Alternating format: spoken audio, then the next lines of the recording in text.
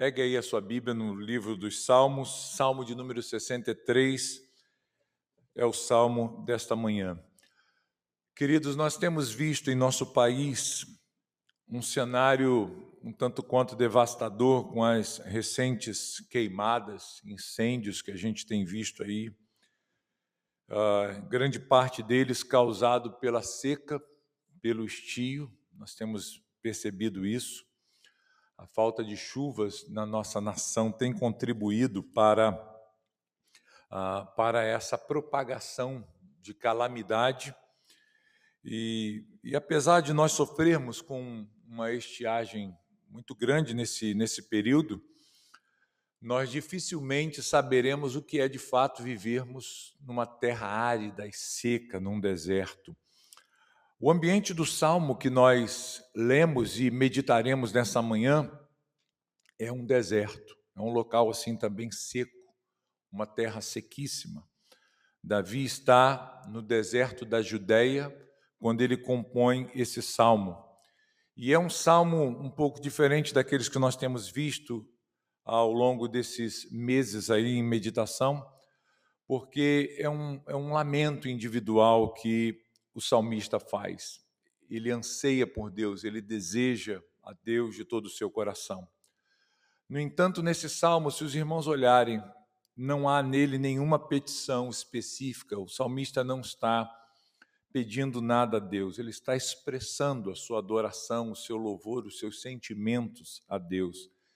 De forma que esse salmo ele pode ser classificado como um salmo de confiança, um salmo onde o salmista aqui está expressando a sua fé em Deus, comunicando a sua fé em Deus. Se nós olharmos aí para o título do salmo, e de acordo com o título desse salmo, nós veremos que ele não apenas foi escrito por Davi, mas ele dá a localização de onde Davi se encontrava quando ele compôs esse salmo, que é o deserto da Judéia. E olhando para o verso 11 desse salmo, os irmãos podem ver aí, nós percebemos que Davi aqui, ele já se encontra como rei, ele está ocupando o trono. Esse salmo não foi escrito no período em que Davi fugia de Saul, pelos desertos, pelas regiões ali da Judéia, mas é um salmo composto por Davi no momento em que ele está já reinando. Provavelmente, a ocasião deste salmo aponta para a sua fuga de Jerusalém, por causa do golpe de estado que ele sofre do próprio filho Absalão. E ele vai diretamente, então, para o deserto da Judéia. Esse salmo é visto como um salmo do deserto. Assim. Matthew Henry, ele diz que há salmos que são bem adequados para o deserto, porque no deserto nós experimentamos muitas situações da nossa vida. E ele classifica esse salmo assim como um salmo adequado quando nós atravessarmos desertos e dificuldades na nossa vida. Há nesse salmo, os irmãos podem ver aí uma analogia que Davi faz de sua alma sedenta por Deus, como uma terra árida, uma terra seca, e a figura do deserto aqui, ela é apropriada, pois essa era a realidade que se achava ao lado de Davi. Davi estava cercado pelo deserto. E o deserto da Judéia, de fato, é um local bem seco. É um local onde há pouca precipitação de chuva. As estatísticas apontam que, ao longo do ano, chove-se ali, no máximo, entre 100 e 200 milímetros.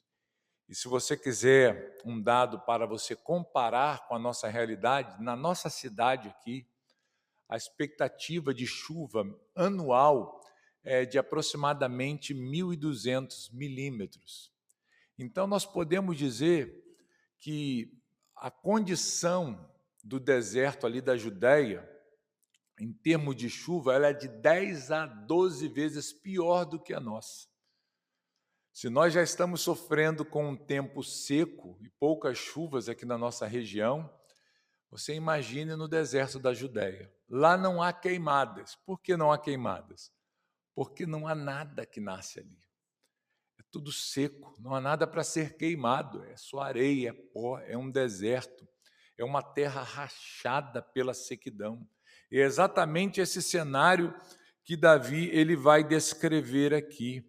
Então, dentro desse contexto árido, Davi ele vai usar as figuras ao seu redor, que estão à sua volta, e a verdade que se encontra dentro de si mesmo, não apenas aquilo que está fora, mas aquilo que está dentro dele, para ilustrar o seu desejo por Deus, para ilustrar a sua condição de alma, a condição da sua alma. Embora tudo ao seu redor esteja seco, árido e perigoso, em sua alma tudo vai muito bem. Dentro dele há tranquilidade, dentro dele há confiança, ele confia no Senhor, ele não se sente desestimulado pelas situações ao redor, pelas circunstâncias ao seu lado, de buscar a Deus simplesmente por estar passando por momentos difíceis, por dificuldades ao Senhor, em relação à sua vida e em buscar ao Senhor. Davi não está preocupado aqui com tanto quanto deveria, com a realidade ao seu redor de escassez, dificuldade, sofrimento e até perseguição, quanto com a realidade que se passa dentro dele. É um homem que está com sede, fome de Deus. E é disso que o Salmo está falando. Davi não está preocupado tanto quanto com esses problemas ao seu redor, mas ele está preocupado com a sua alma, com o desejo de sua alma, que ele diz, eu preciso suprir esse desejo. E toda essa condição difícil ao seu redor não o desestimula a buscar a Deus, não enfraquece a sua fé, não diminui a sua motivação de cultuar a Deus. Ele está passando por um momento difícil, terrível, e ele está num local difícil. Mas aqui dentro dele, vai tudo muito bem. E por que tudo vai muito bem? Porque Davi entendia que a sua maior riqueza era o Senhor. Então, antes de demonstrar desânimo, antes de demonstrar angústia, tribulação, desestímulos de continuar prosseguindo na fé, Davi expressa intenso desejo por Deus nesse salmo, que, como nós dissemos aqui para os irmãos, é um salmo de confiança, um salmo que expressa fé em Deus. E eu queria convidar os irmãos a olharem isto no salmo. Como esta confiança, como essa fé em Deus se expressa, como isso é visto no salmo.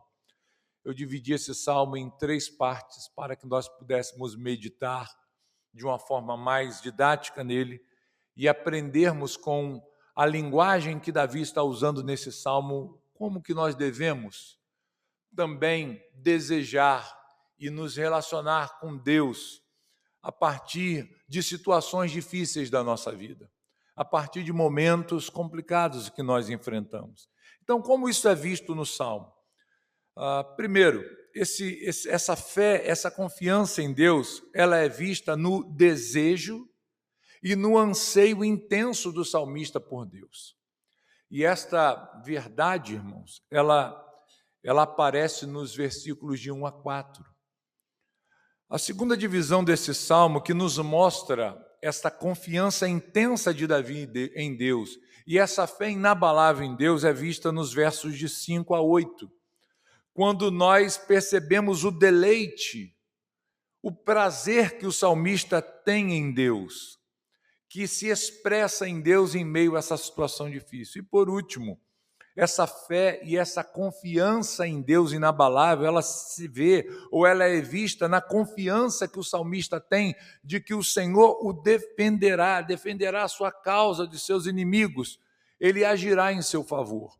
Isso é visto no final do salmo, a partir do verso 9 até o verso 11. Então, meus irmãos, está aqui a divisão do nosso salmo, do Salmo 63, e eu gostaria de olhar cada uma dessas divisões com os irmãos e meditarmos a respeito da condição da alma de Davi num local tão difícil, tão árido, tão complicado como era o deserto ao seu redor e a condição que o assolava. Vejamos então o primeiro ponto que nós apresentamos para os irmãos, o desejo e o anseio intenso do salmista por Deus. Versos de 1 a 4. Ele vai nos dizer, se os irmãos olharem aí, o texto na sua Bíblia diz assim: ó Deus, tu és o meu Deus forte, eu te busco ansiosamente, a minha alma tem sede de ti, o meu corpo te almeja como terra árida, exausta, sem água. Assim eu te contemplo no santuário, para ver a tua força e a tua glória, porque a tua graça é melhor do que a vida. Os meus lábios te louvam. Assim cumpre-me bem dizer-te enquanto eu viver. Em teu nome levanto as mãos. Queridos, esse desejo intenso, essa fome, essa sede intensa por Deus, esse anseio intenso por Deus aqui, que Davi expressa, não é uma busca, não é um anseio, não é um desejo de quem não conhece a Deus. Ele não está presente na vida daquele que não teve uma experiência salvífica, que não teve a sua alma transformada, lavada no sangue de Jesus, o seu coração. O homem que não tem uma experiência profunda ainda com Deus, um encontro com Deus, nós sabemos que não há nele estas coisas. Não há esse desejo profundo por Deus, essa sede por Deus. Mas o que nós percebemos aqui é que esse forte, esse intenso anseio que o salmista descreve aqui, ele está presente, ele se apresenta num coração que desfruta de intensa comunhão com Deus. Davi, ele se dirige a Deus na introdução desse salmo, chamando Deus de o seu Deus. Ele traz para si essa realidade, ele diz: tu és o meu Deus forte. Não é apenas uma divindade distante, não é apenas um dos deuses da terra cultuados, erroneamente criados pela imaginação do homem, mas ele se dirige para o próprio Deus, a Elohim, o Deus Todo-Poderoso, aquele que é Senhor de todas as coisas. E ele diz: tu és o meu Deus. Esta realidade é a realidade que eu desfruto. E aí ele vai dizer: eu te busco ansiosamente. Havia no coração de Davi uma ansiedade profunda. E falar de ansiedade é falar de algo muito bem conhecido da nossa geração, da realidade do mundo ao nosso redor. Porque a ansiedade é um mal de nossos dias por causa de coisas. Por causa de situações e coisas, de conquistas, de realidades necessárias, talvez, para a vida e supérfluas, muitas vezes, o coração dos homens se torna um coração ansioso, preocupado, angustiado. Mas não é esse tipo de ansiedade que o texto está descrevendo aqui, irmãos. A ansiedade que é vista aqui é uma intensa busca, é um intenso desejo pelo Senhor. É um desejo de estar rapidamente na presença de Deus, de desfrutar da presença de Deus. Davi não está preocupado com coisas ao seu redor. Davi não está preocupado com situações à sua volta. Ele não está preocupado com o seu conforto ou com o conforto do seu palácio real, que ficou lá em Jerusalém. Ele foi expulso de lá. Ele não está preocupado aqui com a realidade de coisas materiais que ele desfrutava tão intensamente na sua condição de rei. Ele não está no deserto preocupado com essas coisas. Quando eu voltarei para o palácio? Quando eu poderei dormir numa cama confortável e provar os melhores alimentos e desfrutar de conforto e tranquilidade? O deserto é um local implacável, irmãos. Intenso calor durante o dia e frio extremo nas madrugadas. Davi estava passando por todo esse desconforto, por toda esta privação, e é natural que quando nós passamos por momentos assim de aperto, de privação, de dificuldade, nós acabamos por trazer para nós um coração tomado por ansiedade, um coração ansioso. desesperado para sair dessa condição terrível. Mas notem, queridos, que não é exatamente isto que Davi tem em mente quando ele diz que o coração dele está ansioso.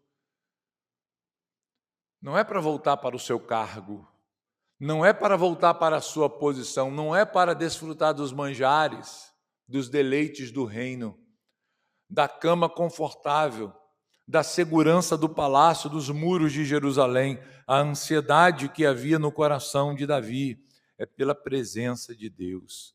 Ele deseja Deus. O desejo dele é pelo Senhor. O desejo dele é pelo santuário, pelo local onde a presença de Deus se manifesta no meio do povo do Senhor, no tabernáculo, onde a arca da aliança repousava, onde Deus se manifestava favorável para com o seu povo. É exatamente sobre isso que Davi se angustia, por não ter perto dele, não ter junto dele estas coisas.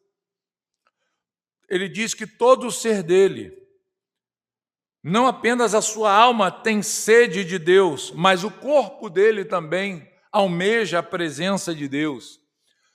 O que Davi está mostrando aqui é que todo o seu ser, corpo e alma, desejam por Deus, anseiam por Deus. Se os irmãos olharem o Salmo 42, os irmãos verão que ele expressa também esse mesmo desejo, essa mesma ansiedade por Deus. Ele diz: como suspira a corça pelas correntes das águas, assim por ti, ó Deus, suspira a minha alma. Ele diz no verso 2, a minha alma tem sede de Deus, do Deus vivo. Quando irei e me verei perante a face de Deus? Um intenso desejo, queridos, é apresentado também nesse salmo. Essa era a condição da alma de Davi. Não é uma alma árida, não é uma alma que está sem afetos a Deus. É uma alma que está necessitada do Senhor a tal ponto de nós falarmos dela, a respeito dela, que ela é uma alma que só se satisfaz em Deus, que só encontra consolo, conforto e alegria no Senhor. Este era o desejo de Davi. A sua ansiedade, a sua preocupação, a sua volição estava apontada para Deus e não para coisas, para circunstâncias. Ele queria estar no templo, ele estava privado disso. Ele não poderia mais se reunir ali com a congregação e adorar ao Senhor perante a Arca da Aliança, perante o Santo dos Santos, oferecendo a Deus a sua adoração. E esse desejo, meus irmãos, certamente nutriu Davi e ajudou Davi a enfrentar esse momento de dificuldade na sua vida, porque a adoração em congregação, a lembrança dessa realidade da igreja reunida adorando a Deus, sustenta a gente e prepara a gente para o momento que nós estivermos sozinhos e impedidos de desfrutar desta comunhão. Davi sabia disso claramente. A razão, então, para todo esse desejo profundo no coração de Davi é porque ele reconhece que não há riqueza maior do que ser alvo da graça de Deus. Ele diz: a tua graça, ela é melhor do que a própria vida. Para Davi, o que mais importava, o que tinha mais valor é ser alvo da graça de Deus. A graça de Deus é melhor do que todas as coisas que a vida é capaz de proporcionar. Ser alvo da graça de Deus, para Davi, o entendimento era esse, que nada poderia ser melhor do que isso. O dinheiro, a riqueza, o poder pode proporcionar um certo conforto e algumas alegrias, mas nada se compara com a graça de Deus, em sermos alcançados por esta graça. E ele vê que isso é exigido então da sua própria vida, por ter sido alvo dessa graça maravilhosa de Deus. Ele vai dizer: cumpre-me bem dizer-te enquanto eu viver. Ou seja, essa é a minha obrigação, é o mínimo que eu posso fazer, é o mínimo que eu posso oferecer a Deus por toda a minha vida, enquanto eu viver, é adorar ao Senhor, é me apresentar diante dEle e oferecer louvores ao Senhor, porque eu fui alvo da graça de Deus. Ainda que a minha vida seja tirada, ainda que todo o conforto ao meu redor seja arrancado de mim, mas eu ainda estou sob a graça de Deus e, portanto, eu o louvarei para sempre. Davi, ele entendia isso, que o louvor a Deus deveria estar nos seus lábios em todos os momentos. Queridos, a fé, a confiança que Davi expressa em Deus nesse salmo, ela também é vista nos versos de 5 a 8, no deleite que o salmista tem em Deus. Ele vai nos mostrar nesses versos que, como a lembrança de Deus é suficiente para satisfazê-lo. Como é importante para Davi esta realidade. Ele diz assim, como de banha, versos 5 a 8 nós leremos agora. Como de banha e de gordura farta-se a minha alma, e com júbilo nos lábios a minha boca te louva no meu leito, quando de ti me recordo e em ti medito durante a vigília da noite. Porque tu me tens sido auxílio, à sombra das tuas asas eu canto jubiloso, a minha alma pega-se a ti, a tua destra me ampara. Você consegue perceber o deleite, todo o prazer de Davi na presença de Deus? Ele se recorda desta realidade. Ele está num local seco, ele está numa terra árida, ele está em escassez, mas o que ele está nos mostrando nessas palavras é que a sua alma está farta, irmãos. A sua alma está saciada em Deus. A sua alma está bem alimentada, bem nutrida.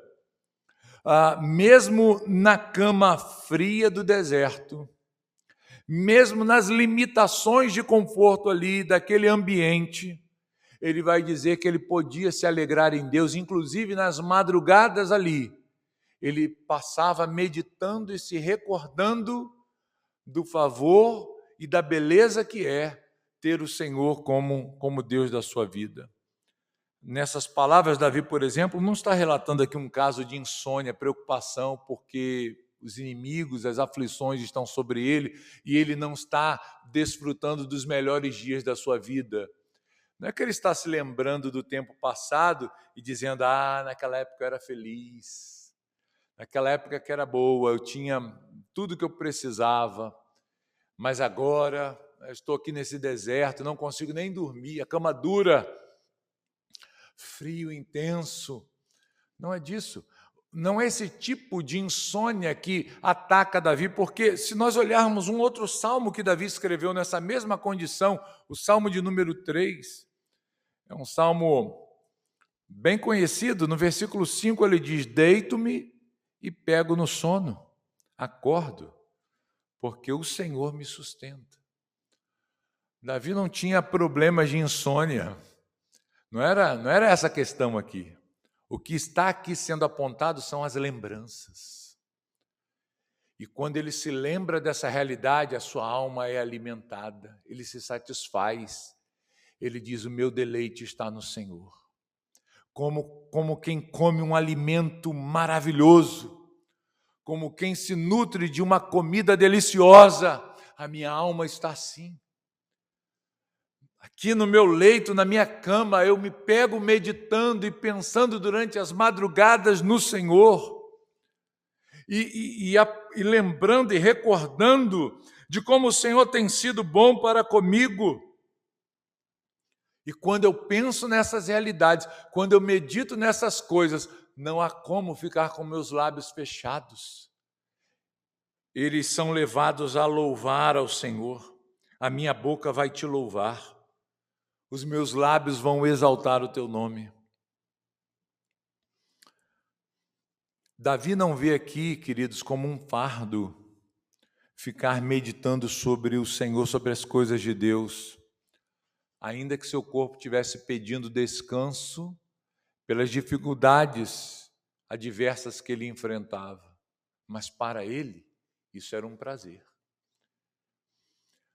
Para ele, poder se encontrar nas madrugadas, acordado, meditando na grandeza e na beleza do Senhor, era um grande privilégio. Não o levava à murmuração, dizendo, perdi o sono, não consigo dormir, amanhã tenho que trabalhar. Nossa, que noite horrível!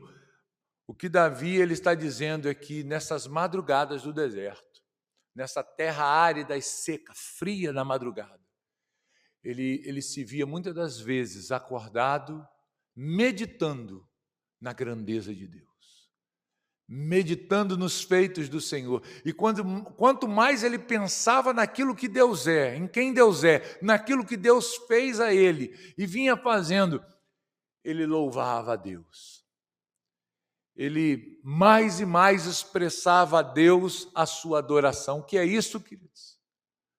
Davi está nos mostrando que na sua alma há um profundo deleite em Deus, um prazer intenso em meditar nas coisas de Deus, em se apegar a Deus dessa forma.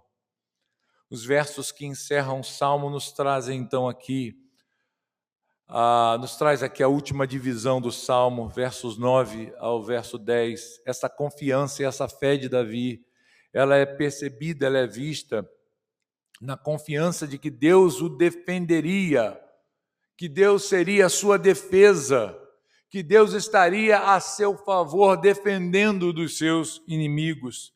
Notem só aqui que nós vamos perceber o que está se passando com Davi de fato. Só aqui nós vamos ser informados do problema que ele está enfrentando. Alguns salmos, e não é errado isso, né? Davi ele já começa suplicando a Deus por livramento, mas nesse salmo é um salmo de louvor, é um salmo de adoração, de reconhecimento, que expressa o profundo anseio de Davi pelo Senhor, por Deus. Então, somente agora, nos versos finais, eu gostaria de olhar com os irmãos, nós tomamos consciência e ciência do que está se passando. Verso 9, ele nos diz assim: porém, os que me procuram a vida para destruir, abismar-se-ão nas profundezas da terra.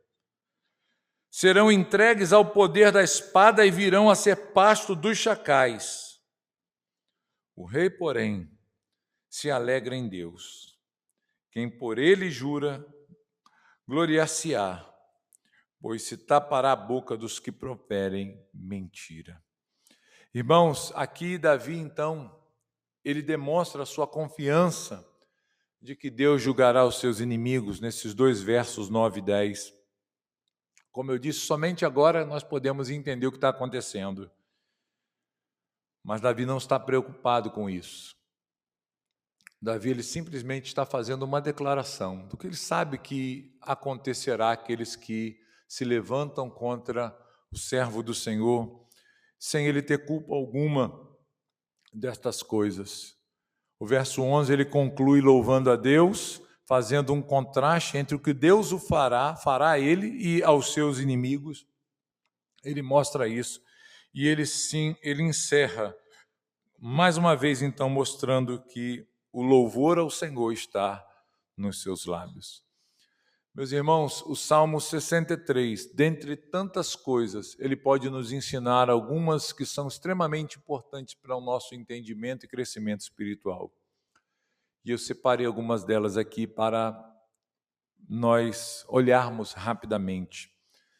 O primeiro ensinamento que eu gostaria de pontuar aqui com os irmãos e fazê-los perceber é que, em momentos de dificuldade, o coração de um verdadeiro adorador, daquele que de fato ama a Deus, ele se manterá inclinado à adoração. Um coração que de fato teve um encontro com Deus, uma experiência com Deus, ele não está livre de dificuldades. Ele não está livre de momentos ruins e difíceis. Mas ele ainda nestes momentos, ele está inclinado a adorar a Deus. Não só quando tudo vai bem. Tem uma passagem no livro do profeta Abacuque, capítulo 3, vejamos esse verso, esses dois versos, 17 e 18, abra a sua Bíblia. E leia o que o profeta diz aqui. Ele diz assim, versos 17 e 18. Ainda que a figueira não floresça, nem haja fruto na vide, o produto da oliveira minta, os campos não produzam mantimento, as ovelhas sejam arrebatadas do aprisco e nos currais não haja gado. Verso 18 ele diz: todavia, eu me alegro em quem? No Senhor.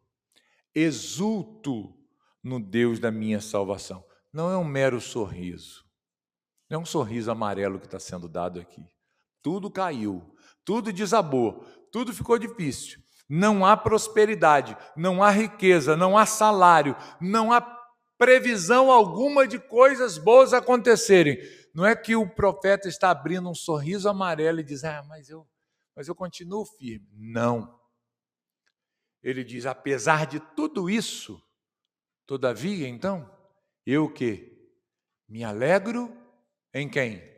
No Senhor. Não é que eu me alegro na promessa que me fizeram de uma vida melhor, de que talvez com a mudança de governo a coisa melhore e que eu consiga talvez melhorar no meu trabalho, na minha vida profissional. Não. Ele diz: a minha alegria está em quem? No Senhor. E como é que ele se alegra no Senhor? A Bíblia diz, ele diz: eu exulto. O que é exultar, irmãos?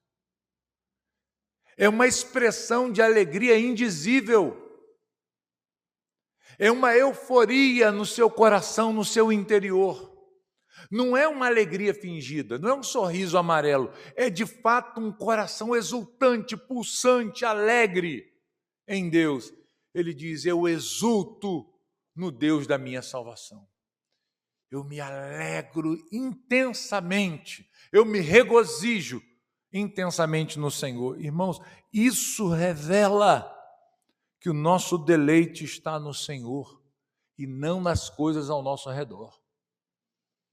O Salmo 63 é exatamente isso que está nos mostrando. Que um adorador de verdade, um servo, um homem que foi transformado de verdade pelo Senhor, a sua alegria não está nessas coisas. Ele vai se inclinar verdadeiramente à adoração, mesmo que tudo ao seu redor caia por terra. A alegria dele não está no dinheiro. A alegria dele não está nos bens. Não está no sucesso segundo esse mundo. Não está nessas coisas. A alegria dele está no Senhor. Por isso ele pode passar por dificuldades, por lutas intensas. Ele pode estar num deserto, numa terra seca, árida, perigosa, perigos. O deserto mata, irmãos. O deserto mata. O deserto, ele é traiçoeiro para aquele que reside nele. Mas ainda assim, Davi, neste lugar, ele está adorando a Deus, ele está louvando ao Senhor, ele está bendizendo a Deus. Que lição para nós, né, irmãos? Isso serve para quando nós passarmos por lutas, tão intensas quanto, ou menos, ou mais, nós entendermos que nós devemos continuar servindo e adorando a Deus. É fácil dizer, irmãos, que se é um adorador em momentos bons, né? Em momentos de prosperidade é fácil falar: eu sou um adorador. Eu amo a Deus, mas é na adversidade que isso vai se comprovar. É nos momentos de adversidade que a gente consegue perceber mais nitidamente quem de fato é um adorador, quem realmente ama a Deus, quem realmente tem a sua alma apegada a Deus. E quem é aquele que apenas fez uma anuência mental ao Evangelho. Não existe isso, essa possibilidade. A pessoa ouvir o Evangelho e concordar com tudo o Evangelho e passar a frequentar a igreja, batizar, servir lá os irmãos. Mas o coração dela não está movido por afetos intensos a Deus. Não é o deleite dela. Mas na hora da adversidade, queridos, a gente consegue perceber isso distintamente, né? Claramente, isso é visto. E aqui em Davi nós conseguimos observar isso. Segundo ensinamento e conclusão que esse salmo nos ajuda a tomar para a nossa vida é que as circunstâncias ao nosso redor, elas podem estar complicadas. E geralmente vão estar, irmãos. Não espere uma vida com Deus sem problemas, tá? Então é possível as circunstâncias ao nosso redor estarem complicadas, mas o nosso interior, ele deve se manter firme em Deus. Isso o Salmo nos ensina. Nós percebemos isso claramente na vida de Davi. Tudo está ruim, tudo está difícil, tudo está complicado ao redor, tudo está indo de mal a pior, mas o interior de Davi, o coração dele estava firme em Deus. Você consegue ver essa firmeza na leitura do Salmo, irmãos? Eu consigo claramente. Davi nos passa essa imagem clara, nítida, em 4K, né? De que a sua alma está muito bem, ele está firme em Deus, ele está seguro em Deus. Tanto é que ele não está nem pedindo nada a Deus. O máximo que ele faz no final do salmo é fazer uma declaração a respeito do que lhe acontecerá e o que acontecerá aos ímpios. Ele não está pedindo a Deus, Senhor, faz isso, vai lá e mata eles. Não, ele poderia fazer isso, mas por que ele não faz? Porque nós encontramos nesse salmo de Davi uma alma segura, uma alma confiante em Deus, uma alma que está apegada a Deus e ela está firme, mesmo que tudo ao seu redor esteja difícil. O apóstolo Paulo, quando ele escreve à igreja de Corinto, na sua segunda carta, no capítulo 4, verso 16, ele diz assim: por isso, não desanimamos. Pelo contrário, mesmo que o nosso homem exterior se corrompa, contudo, o nosso homem interior se renova de dia em dia. Olha o que Paulo diz para aqueles crentes: não desanimem, não desanimem. Ele diz, ao contrário disso, sejam cada vez mais fortes, mais encorajados, mais confiantes, ainda que tudo ao nosso redor e o nosso próprio corpo, essa é a ideia, pereça, esteja sendo vítima dos ataques contra o Evangelho e sofrimentos dessa vida, ainda que tudo ao nosso redor comece a ruir, a cair, até o nosso próprio corpo sofrer as consequências da nossa fé em Deus. Contudo, o homem interior, aqui dentro, ele está se renovando diariamente, todos os dias. Ele não acorda mais desanimado espiritualmente. Ele não acorda menos crente diariamente. Ele pode estar passando um inferno nesse mundo.